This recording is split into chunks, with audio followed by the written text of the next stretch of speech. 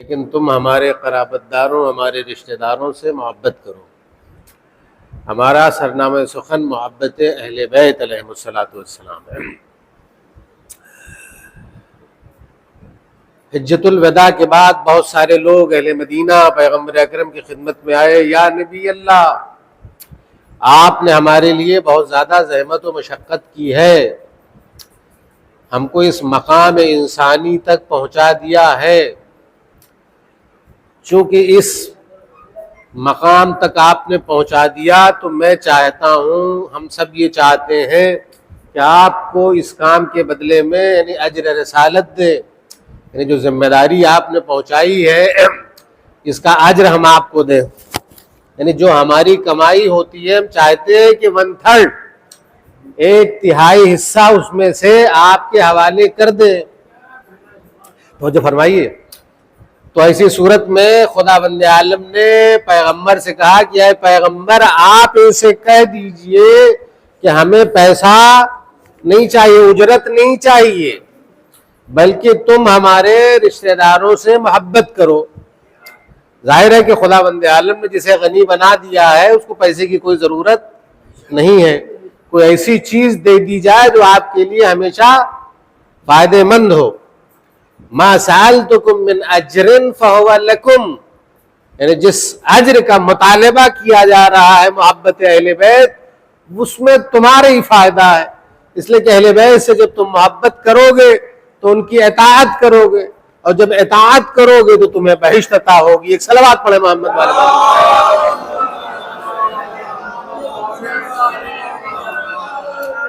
لوگوں کا بہت برا حال تھا، توجہ فرمائیے گا، اسلام سے پہلے، بعثت پیغمبر کے پہلے لوگوں کے حالات اچھے نہیں تھے، جہالت اپنے عروج پر تھی، لوگوں کو نہ کھانے کا پتہ تھا، نہ بیت الخلاء کا پتہ تھا، نہ رہنے کا پتہ تھا، کہاں پر رہا جائے، بیوی بچوں کے ساتھ کیسے زندگی گزارنی ہے، کوئی سلیقہ نہیں تھا۔ کھا اتنا لیتے تھے، اتنا کھا لیتے تھے، یہاں تک کہ قے کرتے تھے، عادت تھی، اتنا کھاؤ کہ منہ سے نکل پڑے۔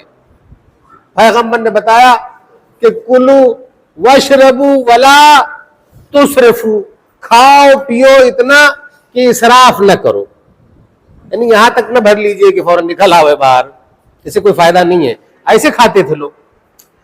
تو اسلام نے بتایا کہ نہیں، کھاؤ پیو، اللہ میاں نے روکا نہیں ہے کہ یہ نہ کھاؤ وہ نہ کھاؤ، بہترین کھاؤ پیو موج مستی کرو، کسی چیز کے لیے پابندی نہیں ہے، لیکن اسراف نہ کرو کہ اتنا کھا لیا کہ صاحب باہر کر دینے۔ اس سے لائف بھی بہت کم ہوتی تھی، لوگوں کی زندگیاں بہت کم ہوتی تھی، 30-40 سال 45 سال 50 سال مر جاتے تھے لوگ، لمبی زندگی نہیں ملتی تھی، اور نہ بیت الخلاء جانے کا سلیقہ تھا۔ جانوریں جیسے دیکھتے ہیں کہ گائے کہیں پر کھڑی ہو گئی، اس نے صاحب رفع حاجت کر لیا، وہ عالم تھا ان کا، ان کو پتہ بھی نہیں تھا کہ پیخانہ کیسے کرنا ہے۔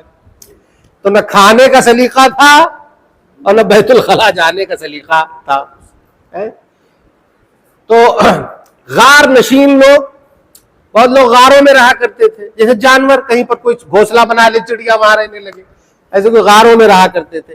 سلیقہ زندگی نہیں تھی، اگر کسی کی بیٹی ہو جاتی تھی تو بعض لوگ تو اپنی بیوی کو بہت بڑا جرمانہ لگا دیتے تھے، ایک بیٹی ہو گئی تو جرمانہ، دوسری ہو گئی تو اس سے بڑا جرمانہ، اور تیسری ہو گئی تو کہتے اسے قتل کر دو۔ یہ عالم تھا۔ تو جو اگر شوہر کی مخالفت کر دیتے کہ کوئی کر دے خاتون، تو اس زیتون کے تیل میں ڈم میں گرم کر کے ڈال دیتے تھے، پانی بن جاتی تھی۔ بہت برے حالات، یہ حالات تھے لوگوں کے۔ یورپ والے بھی متمدن نہیں تھے، اب متمدن ہو گئے تھوڑا۔ تو یہ ساری چیزیں جو لی ہے اسلام سے لی ہے، لیکن اس کے باوجود بھی پیغمبر اکرم کی توہین کرنے میں کوئی قصر چھوڑتے نہیں ہیں۔ ابھی دیکھیے آپ پیغمبر کا کارٹون کیسے نکالتے ہیں، کیسے قرآن کریم کو جلاتے ہیں، جبکہ سلیقہ اسی قرآن کریم ہی نے بتایا کہ کیسے زندگی گزارنی تم کو ہے۔ یہ بشر کی کتاب ہے، کوئی مسلمانوں کی کتاب نہیں ہے، یہ انسان کی ہے۔ ہدی للناس، اس کتاب کو ہم نے انسانوں کی ہدایت کے لیے، توجہ فرمائیے گا، ہدی للمتقین، یعنی جو آدمی اس کو فالو کرے گا، پیروی کرے گا، اس کے لیے یہ کتاب ہے۔ توجہ فرمائیے گا، دنیا میں بہت سارے لوگ کتابوں کو لکھتے ہیں، مؤلفین، مصنفین کتابوں کو تصنیف کرتے ہیں، آپ دیکھیے کہ جب کوئی شخص کسی چیز کو بناتا ہے تو اس کے لیے قانون بھی بناتا ہے. ایک کمپیوٹر بنایا تو ساتھ میں ایک بکلیٹ رکھ دیا کہ بھائی دیکھو کمپیوٹر ایسے چلانا. ایک کار بنائی تو اس کے لیے بھی بکلیٹ رکھ دیا. ایک جہاز بنایا اس کے لیے بکلیٹ رکھ دیا. حتیٰ ایک موٹر سائیکل جب بنایا تو اس کے ساتھ بھی رکھا, بتایا کہ دیکھو بھائی اس کو ہر 3 مہینے میں سروسنگ کرتے رہنا, موبائل بدلتے رہنا, 2 سے 3 آدمی نہ بیٹھنا, ہوا چیک کرنا, بہت ساری چیزیں بتا دی. کہا اس طریقے سے آپ چلائیے گا. اور لمبی لسٹ ہے, آپ جائیے گا کسی جو ہے وہ ایجنسی پہ سامنے تو ساری اس کے قانون لکھے ہوئے سامنے, پڑھیے آپ. یعنی اس طریقے سے آپ جب چلائیے گا گاڑی تو آپ کی گاڑی لانگ لائف ہوگی, اچھی چلے گی, اور یہی سلیقہ ہے اس کے چلانے کا. تو دنیا میں کوئی چھوٹا سے چھوٹا کام کرتا ہے, ایجاد کرتا ہے تو اس کے لیے ایک بکلیٹ رکھتا ہے, کتاب لکھتا ہے. حتیٰ کہ کوئی کتاب لکھتا ہے یعنی بتاتا ہے کہ دیکھو اس کو اس طریقے سے لکھنا ہے. آیا خدا بند عالم نے بشر کو اس کائنات میں بھیجا تو بغیر کتاب کے بھیج دیا؟ اس کے لیے کوئی دستور العمل نہیں بنایا؟ نہیں, خدا بند عالم نے اس کے لیے دستور العمل بنایا, اور اسی دستور العمل کا نام قرآن کریم ہے. صلوات پڑھے محمد والے.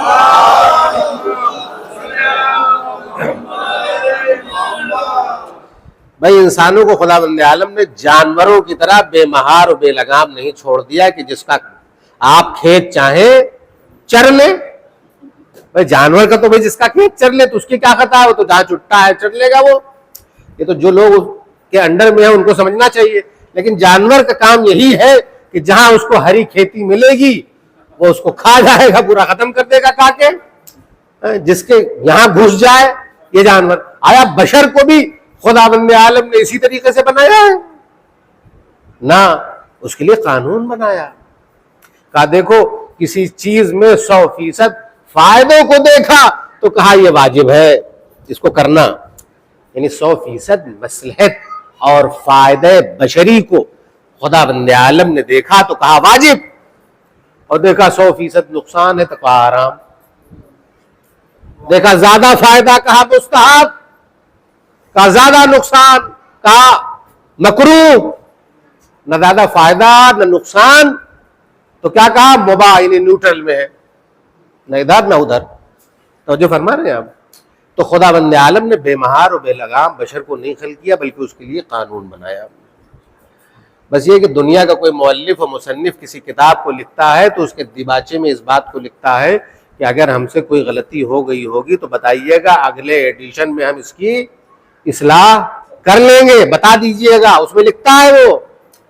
لیکن کوئی اتنا بڑا علامہ نہیں ہے کہ دعویٰ کر دے کہ حرف آخر میں نے لکھ دیا, اب اس کے بعد کوئی کچھ کر نہیں سکتا. کسی میں دم نہیں ہے. ہر آدمی اس بات کو لکھے گا کہ کوئی چیز غلط ہوگی, کوئی چیز آپ دیکھیے گا سمجھ میں آئے تو بتا دیجئے گا, ہم اس کی اصلاح کر لیں گے. تو کوئی مؤلف کوئی مصنف کسی کتاب کو لکھتا ہے تو اس بات کا اعتراف ہے اسے کہ ہم سے غلطی ہو سکتی ہے. لیکن خدا بند عالم نے جب قرآن کریم کو بھیجا تو یہ نہیں کہا, بلکہ سب سے پہلے کتاب کے شروعات ہی میں اس بات کو کہہ دیا کہ ذالک الکتاب لا ریب فیہ, یہ وہ کتاب ہے کہ جس میں شک اور شبہ کی کوئی گنجائش نہیں ہے. ایک صلوات پڑھے محمد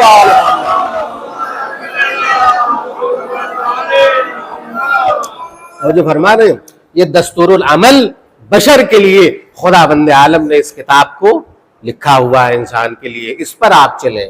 کسی کو خطرہ منڈرا رہا تھا تو نمائندہ الہی امام حسین نے کہا کہ اب ہمیں اس کو بچانا پڑے گا, چاہے اس کے لیے مجھے خون دینا پڑے. اس لیے کہ وہ خلیفہ جس کو معاویہ نے معین کیا تھا یزید کو, تو کہہ رہا تھا لعبت ہاشم بالملک ولا خبر انجا ولا وحی نزل. وہ تو منکر قرآن تھا, منکر رسالت تھا.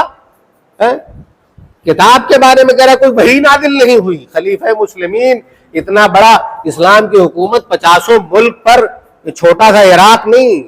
جب وہ حکومت چلتی بہت بڑی حکومت تھی اسلامی. آج کے موجودہ 40-50 ملک آ جائیں گے, اتنی بڑی حکومت تھی. اور جب دیکھ رہے ہیں کہ اس کا رہنما بیٹھ کے وہ قرآن کو نہیں مانتا اور کہتا ہے پیغمبر سے ہم بدلہ لے لیں گے. توجہ فرما رہے ہیں آپ, بدر والا بدلہ ہم لے لیں گے ان سے. یہ تمام شعر پڑھ رہا ہے وہ. ایسی صورت میں اسلام پر خطرہ منڈرا رہا تھا. اس لیے شروع والے جو تھے وہ کم سے کم پیغمبر اکرم کے زمانے سے قریب تھے تو تھوڑا سا اسلام کی رعایت کرتے تھے, قانون کی, تو امر بالمعروف نہی عن المنکر سب زندہ تھا, یہ تمام چیزیں تھیں. موضوع سے تھوڑا سا ہٹ کے بات جا رہی, لیکن تھوڑا سا میں کچھ چیزیں ضروری ہیں بتانا, تو یہاں پر میں اس چیز کو بتا دوں کہ اتنی بڑی قربانی امام حسین نے کیوں دے دی. سوچئے بھائی کہ پورے خاندان کو لا کے وہاں پر میدان کربلا میں قربان کر دیا, اور ایسے ایسے لوگ کہ جن کے بارے میں خود ہی آپ نے یہ فرمایا کہ ایسے ہمارے اصحاب ہیں, نہ ہمارے نانا کو ملے, نہ بابا کو ملے, اور نہ ہمارے بھائی کو ملے, کسی کو ایسے نہیں ملے. یعنی بہترین لوگ تھے 72 کہ کائنات میں کسی ایک کا مقابلہ کوئی کر نہیں سکتا تھا. علم و عرفان و معرفت کے اس مرحلے پر تھے 72 لوگ, سب کو قربان کر لیا. تو کیا وجہ تھی؟ غرض کے مختصر یہ کہ دین اسلام پر خطرہ منڈرا رہا تھا. یزید اس کو بالکل خراب کرنے کے در پہ تھا. کبھی انشاءاللہ اس کی تفصیل میں جاؤں گا تو میں بیان کروں گا اس کی تفصیلات, اس کے پیچھے کیا راز ہے. لیکن جو آج کا موضوع ہے کہ قل لا اسألکم علیہ اجرا الا المودۃ فی القربى, ہم تم سے کسی چیز کا مطالبہ نہیں کرتے, ہمیں نہیں چاہیے, کیا دے دو گے بھلا تم ہمیں؟ اللہ میاں نے مجھے اتنا دیا, ہم نے تو لٹا دیا. ہمارے پاس جناب خدیجہ کی پوری دولت تھی, آج کی امبانی تھی وہ, تو تم کیا دو گے ہمیں؟ امبانی کو آپ جائیں گے خیرات دینے؟ ہمارے پاس تو پیسہ خود ہی تھا, اپنے سارا پیسہ اسلام کی ترقی میں لٹا دیا, تو تم ہمیں کیا دو گے؟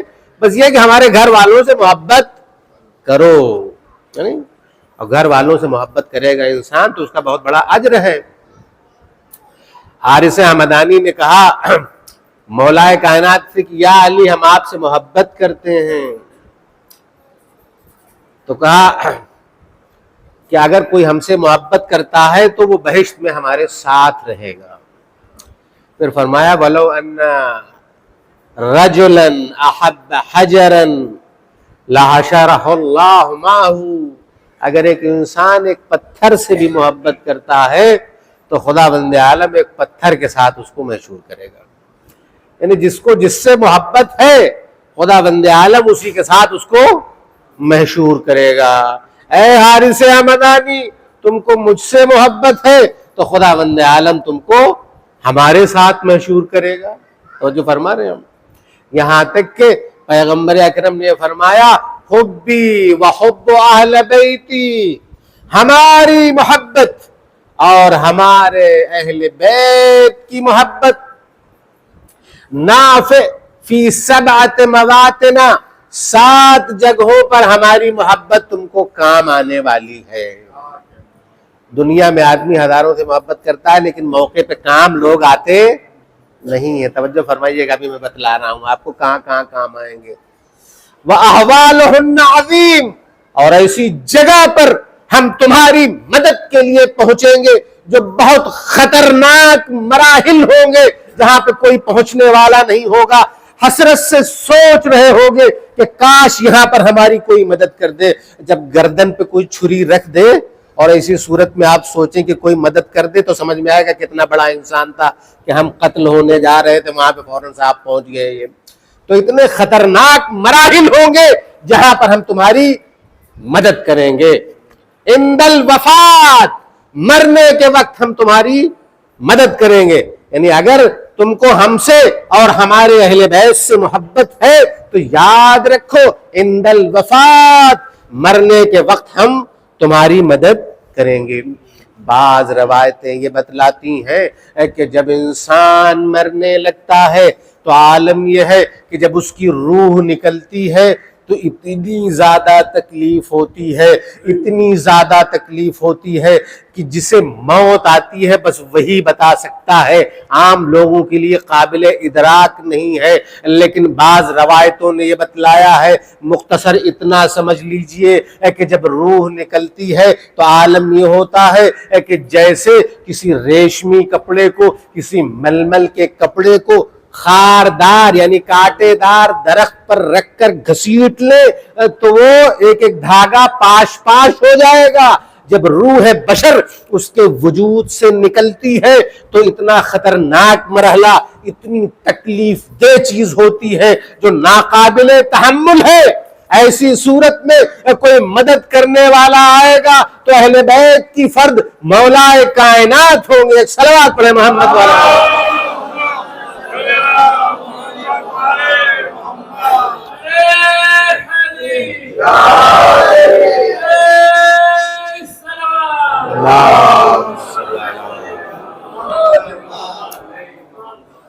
جناب زلیخا جناب یوسف کے عشق میں مبتلا ہو گئیں تو لوگوں نے بہت سردنی سنے کی کہ تم نے کیا غلطی کر دی. کہ تمہیں پتا ہے کتنا حسین آدمی ہے, ان کو دیکھ لے گا جو وہی پاگل ہو جائے گا. تم ہمیں کہہ رہے ہو اس بات کو, اگر ہم نے انہیں دیکھ کے ہم پاگل ہو گئے تو کوئی ہم نے غلطی نہیں کی. وہ نہایت حسین ہے, ان کا حسن جب دیکھا تو ہم آپے میں نہ رہے. اور اگر یقین نہیں ہے تو آزما لیجئے, آپ دیجئے عورتوں کو ایک ایک چاقو اور ایک ایک لیمو, دیکھتے ہیں کہ کون مقاومت کر پاتا ہے. چنانچہ ایک ایک چاقو ایک ایک لیمو خواتین کے ہاتھ میں دے دیا گیا کہ ادھر سے جب یوسف گزرے تب چھری اس لیمو پر چلا دینا. جب جناب یوسف ادھر سے گزرے تو لیمو پر چھری چلائی اور وہ جناب یوسف کو دیکھنے میں اتنا محو ہو گئی, اتنا غرق ہو گئی ان کے حسن کو دیکھنے میں کہ انہوں نے اپنی انگلیوں کو کاٹ ڈالا, انہیں پتہ بھی نہ لگا. حسن یوسف جب آپ مرتے وقت جب روح نکلنے لگے گی تو ایسی صورت میں مولا کائنات جو فخر یوسف ہے, یوسف سے بہت زیادہ حسین, جب آپ کے سرہانے آ جائیں گے تو آپ ان کے حسن میں دیکھ کر غرق ہو جائیں گے, اسی میں مو, اور آپ کی روح نکل جائے گی ایسے جیسے پھول سے خوشبو نکل جایا کرتی ہے.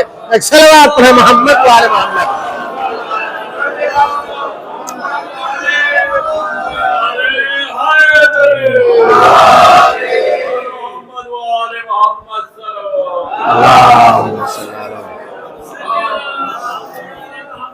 جیسے پھول سے خوشبو نکل جایا کرتی ہے, انسان ان کے حسن کو, فخر یوسف ہیں یہ, ان کے حسن کو دیکھ کر جناب یوسف سے کہیں زیادہ حسین. علی جب نکلتے تھے لوگ روڈوں پہ آتے تھے دیکھنے کے لیے, اہل بیت کا کوئی فرد نکلتا تھا لوگ ان کے حسن کو دیکھنے آتے تھے یہ کتنے حسین ہیں. جناب یوسف سے زیادہ حسین جدھر سے نکلتے تھے لوگ فریفتہ ہو جاتے تھے. یہ تو حسن ظاہری ہے, حسن باطنی تو قابل ادراک ہی نہیں ہے, اس کو تو انسان درک ہی نہیں کر سکتا کہ وہ کس مقام پر وہ پہنچے ہوئے ہیں. اللہ اکبر.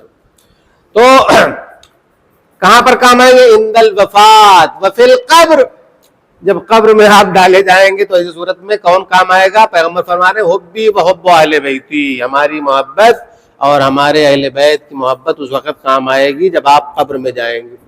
پتہ لگا یہ قبر میں پہنچے, جیسے قبر میں انہیں دفن کر دیا, بلکہ دفن کرنے کے ایک مرتبہ پہلے یعنی اسے ڈھکنے کے پہلے ایک مرتبہ بعد تلقین پڑھی جاتی ہے. اور یہ توجہ رکھیے گا, مرنے کے بعد پورا کا پورا رابطہ جسم کا روح سے ختم نہیں ہوتا. یعنی کہ روح نکل گئی اب جسم میں کچھ نہیں, جسم کا رابطہ کچھ نہ کچھ روح سے رہتا ہے. اسی لیے جب مولوی صاحب تلقین پڑھتے ہیں تو کہتے ہیں اسما افہام, سنو اور سمجھو. ارے کوئی رابطہ ہی نہیں ہے اس کا, تو کیا سمجھا رہے ہو یار تم اس کو؟ اس کا مطلب کچھ نہ کچھ رابطہ روح کا جسم سے ہے, بالکل سے بات ختم نہیں ہوئی ہے. تو آپ تلقین پڑھا دیا انہوں نے, اور اس کے بعد پھر پٹرا لگایا اور قبر بند کر دی. اس کے بعد کہا مولوی صاحب سے آخری تلقین آپ پڑھا کے آئیے, ہم جا رہے 40 قدم دور بیٹھیں گے. اور کبھی کبھی تو اندھیرا ہو جاتا 12 بجے رات میں, تب مولوی صاحب ہی پھنستے ہیں بیچارے, وہی خبر پہ بیٹھے تلقین پڑھیں گے, کوئی ہے نہیں وہاں پہ ساتھ دینے والا, یہ بیٹھے ہیں اسماء افہام کر رہے ہیں. خیر انہوں نے اس کو تلقین پڑھی, کوئی نہیں. پڑھنے کے بعد کہا بھائی آپ لوگ آ جائیے. وہ لوگ پہنچے, بعض لوگوں نے پھر اگر کسی کو فاتحہ پڑھنا ہے تو بعض لوگ پھر فاتحہ پڑھے, وہی سارے لوگ وہاں سے چلے گئے. رابطہ کچھ نہ کچھ روح کا ضرور جسم سے ہے. وہ اندر اندر کہہ رہا ہے میرا بیٹا بھی چھوڑ کے چلا گیا, میری بیوی بھی چھوڑ کے چلی گئی, میرے بھائی بھی چھوڑ کے چلے گئے, سب تو اتنی دہشت اندر اندر ہوگی. وَأَحْوَالُهُنَّ عَظِيمٌ، جو پیغمبر نے فرمایا یعنی حالت بہت خطرناک ہوگی. انسان دہشت میں پڑا ہوگا کہ یہ کیا ہو رہا ہے. کاش کے یعنی ڈوبتے کو تنکے کا سہارا، یہاں پر اس کی جان گئی. یہاں پر ابھی قبر میں ممکن اچھو بچھو آنے لگے، سوال ہونے لگے کہ اللہ تمہارا کون ہے، رسول تمہارا کون ہے، امام تمہارا کون ہے، کتاب تمہاری کون ہے. دنیا کے سوال ابھی یہاں پر شروع ہو جائیں گے. دہشت میں یہاں پر وہ پڑا ہوا ہے. ایسی صورت میں جب پریشان ہے اور تم مولائے کائنات قبر میں پہنچے اور اتنے نورانی کہ مرکری مانے کچھ نہیں، بالکل نور سے قبر بھر گئی. علی کا چاہنے والا تھا، چونکہ محبت کرتا تھا تو قبر میں وہ پہنچے، انہوں نے روشنی کر دی اور اس کے دل کو بالکل سکون مل گیا کہ اب کوئی ایسی چیز ہمارے پاس آ چکی ہے کہ ہمارے لیے کوئی مشکل نہیں ہے.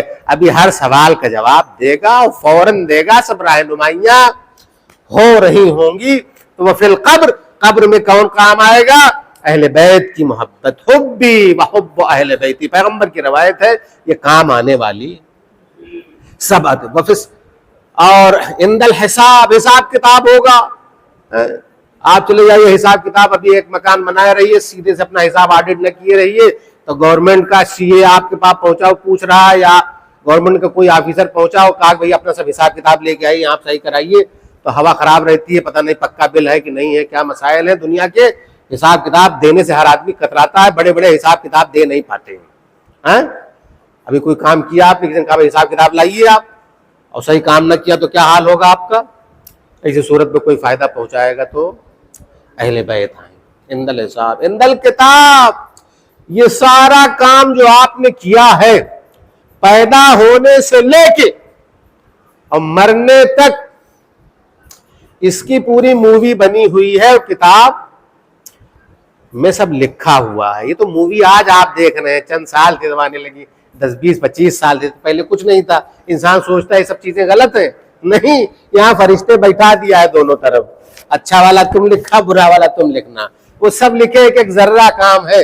آپ کچھ انکار نہیں کر سکتے. اگر انکار کریں گے تو آپ کے ہاتھ بولیں گے، پیر بولیں گے، خود ہی بتائیں گے بھیا یہاں گئے تھے.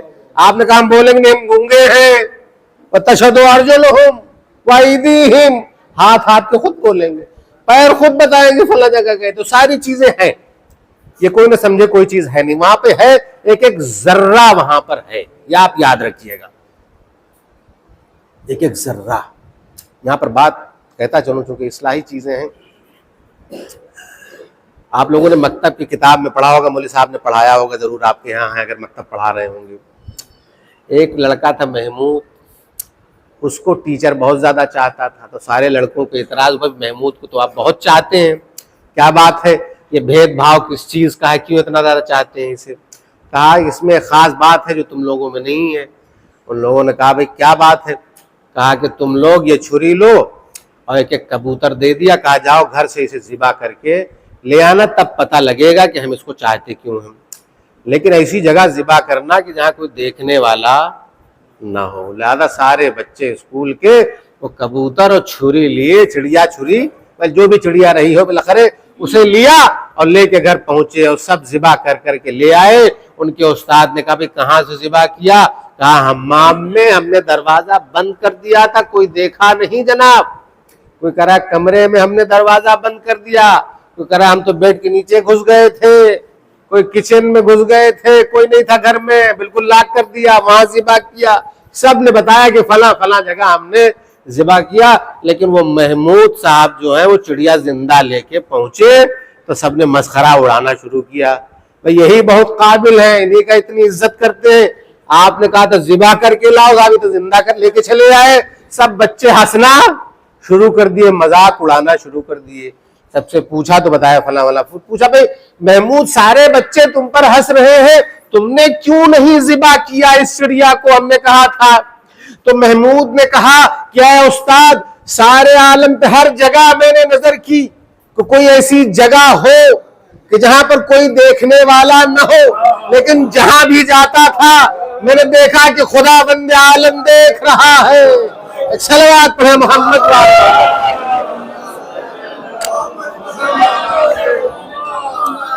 اسی میں خدا بند عالم اپنی خدائی نہیں دے سکتا، لیکن جو اختیار میں ہے زیادہ سے زیادہ وہ تو دے گا. اس لیے کہ امام حسین نے تو سب کچھ راہ خدا میں لٹا دیا. اللہ اکبر، یہ قافلہ لٹ گیا، یہ لوگ لٹ گئے، کربلا میں اجڑ گئے، یہاں تک کہ یہ قافلہ جانے لگا کوفہ و شام کی طرف. تو امام سجاد کے دل سے پوچھئے، ارے امام سجاد کے دل سے پوچھئے کیا عالم ہے. بابا کا جنازہ اب بے گور و کفن زمین کربلا پر پڑا ہوا ہے. اللہ اکبر. ارے دنیا کی یہ ریتی ہے، یہ قانون ہے کہ کسی کے باپ کا جنازہ جب گھر پر پڑا رہتا ہے تو بچے ہزاروں کلومیٹر سے آتے ہیں، لوگ انتظار کرتے ہیں بھئی فلاں کا بیٹا ہے آ جانے دو، تب تدفین ہوگی. جب تک اس کا انتظار کریے، ایک ایک دن رک جاتے ہیں، دو دن رک جاتے ہیں کہ بیٹا آ جائے. ہائے امام سجاد پر کیا گزر گئی. اپنے بابا کا جنازہ دیکھ رہے ہیں، مجبور ہے، بے گور کفن خاک کربلا پر پڑا ہوا ہے. شاید یہی وجہ ہے جب آپ کا آخری وقت آیا تو آپ نے وصیت فرمائی کہ میرے جسم پر کوئی سی زمین پر لٹا دیا جائے. تو بچوں نے کہا مولا آپ یہ کیا کہہ رہے ہیں، کس طریقے سے خاک پر آپ کو لٹا دے. ارے چادر تو بچھانے دیجئے. امام سجاد نے کہا ارے تم نہیں سمجھتے، جب ہم کربلا سے نکل رہے تھے تو میں نے اپنے بابا کے جنازے کو دیکھا، بے گور و کفن خاک گھر میں کربلا پر پڑا ہوا تھا. ارے کوئی فرش نہ بچھانا، یہ قلق آپ کو آخری وقت تک تھا. اللہ اکبر. کیا مصائب امام سجاد پر پڑ گئے. جن شہداء کو شہید ہونا تھا سب شہید ہو گئے، لیکن اس کے بعد کی مصیبتیں تو اس سے خطرناک ہیں، اس لیے کہ وہ اپنے آنکھوں سے دیکھ رہا ہے. اسے تحمل کیسے کرے. وہ بیویوں کو دیکھ رہا ہے، بے مکنو چادر ہے، یہ سواریوں پر اونٹوں پر سوار ہو رہی ہے. ارے جب یہ مدینے سے نکلی تھی تو سوار کرنے والے سب تھے، چاروں طرف سے مکنو چادر لگی ہوئی تھی، لوگ سوار کر رہے تھے ایک ایک بی بی کو. لیکن جب کربلا سے کوفے کی جانب جا رہی ہے تو کوئی سوار کرنے والا نہیں ہے، ہر بی بی خود سے سوار ہو رہی ہے. ارے عالم یہ ہے کہ جو چھوٹے بچے ہیں وہ ماں کی گود میں دیے جا رہے ہیں، لیکن جناب سکینہ کو یہ شمر ملعون تنہا ایک اونٹ پر سوار کرتا ہے. جناب زینب کبریٰ نے کہا اے شمر ملعون، اے شمر، اسے ایک اونٹ پر نہ سوار کر. یہ بچی کبھی اکیلے سواری اس نے نہیں کی، لیکن اس ملعون نے ایک ہی اونٹ پر سوار کر دیا، اس بچی کو رسی سے جکڑ دیا. یہ قافلہ جب چلنے لگا، ارے ابھی تھوڑی دور چلا تھا کہ یہ بچی نیچے گری، یہ قافلہ رکا. وہ نیزہ جس پر سر مقدس امام حسین تھا زمین میں گڑ گیا، آگے نہیں بڑھتا. یہ قافلہ رکا تو ایک مرتبہ شمر آیا اور اس نے کہا یہ قافلہ کیوں رک گیا؟ کہا دیکھتے نہیں ہو امام کا سر امام حسین کا آگے نہیں بڑھ رہا ہے. تو وہ اس کو امام کی معرفت تھی، وہ سر کے پاس نہیں آیا، امام سجاد کے پاس آیا اور کوڑے لے کر برسانا شروع کر دیا. اے سجاد تم یہ بتلاؤ کہ تمہارے بابا کیوں نہیں بڑھ رہے؟ ایک مرتبہ امام سجاد نے کہا اے بابا ارے آپ آگے کیوں نہیں بڑھتے؟ کہا ارے ہم کیسے آگے بڑھ جائیں، میری بیٹی سکینہ ارے اونٹ سے گر چکی ہے. اللہ اکبر. جیسے اس جملے کو جناب زینب کبریٰ نے سنا، ارے اونٹ سے کود پڑی، ڈھونڈنا شروع کر دیا. این سکینہ، این سکینہ کے نعرے لگانے لگی. ایک مرتبہ ایک جالی میں دیکھا ایک خاتون نے اس بچی کو اپنے آغوش میں لیا ہوا ہے. یہ بچی بڑے سکون سے سو رہی ہے.